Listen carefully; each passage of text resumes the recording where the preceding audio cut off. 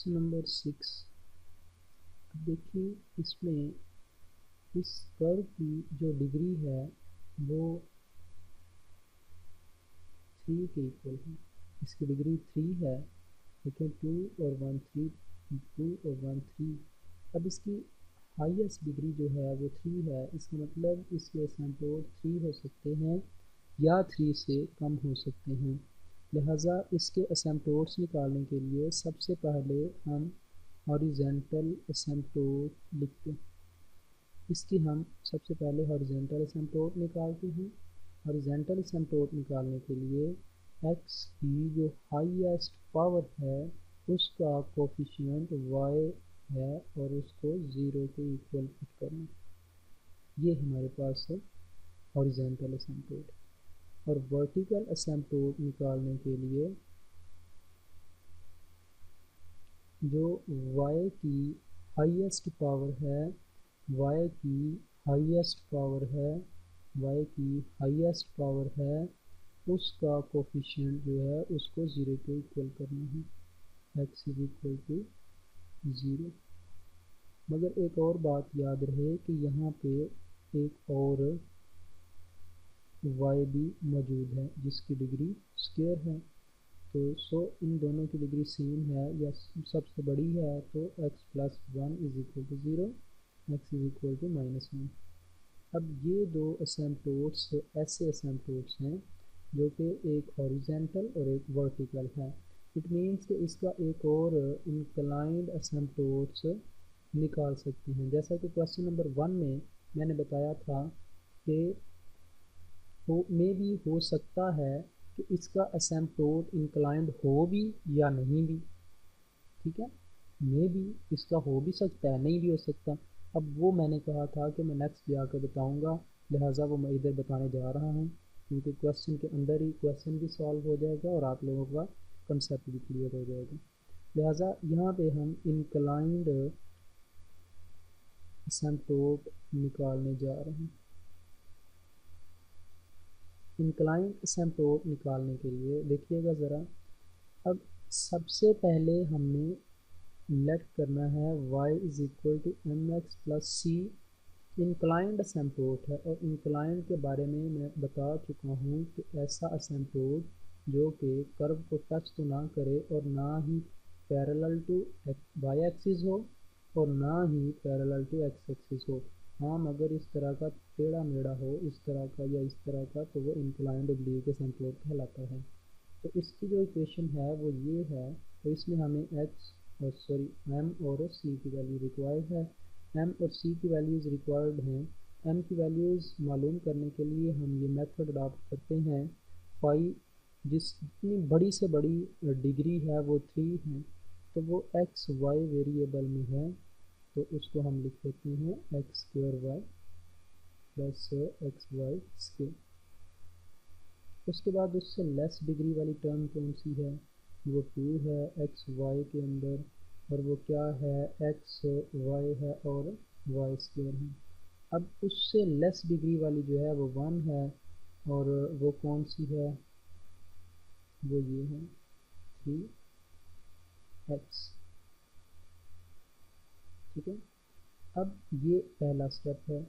अब second step में हमने क्या करना है कि x की जगह पे 1 और y की जगह पे m पुट कर देना है। अब देखिए मैं इधर x की जगह पे 1 और y की जगह पे m पुट करने जा रहा हूँ। 1 व m is equal to 1 m plus 1 m square. ठीक है, इसको हम इस तरह से लिख लेते हैं m प्लस m स्क्वायर। इसी तरह हम 2 को लिख सकते हैं 1 व m is equal to 1 m plus m square.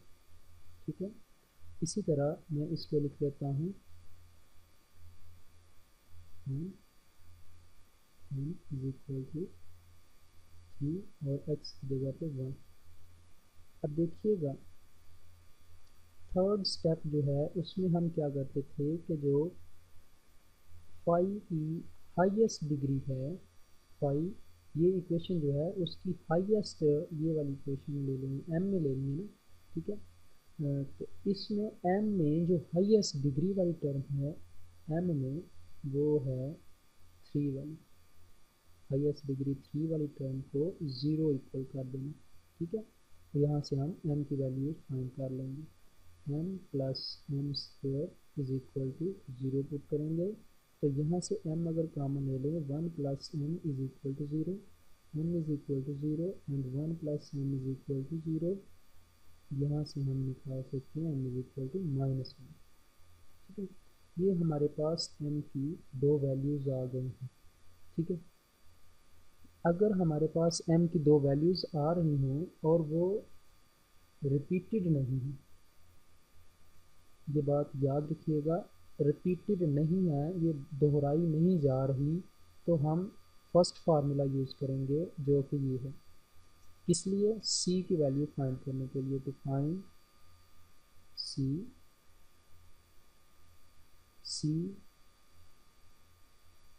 जो हाईएस्ट डिग्री है उसका फर्स्ट डेरिवेटिव, या फिर अगर आप m में ले रहे हैं तो इधर m लिख लें।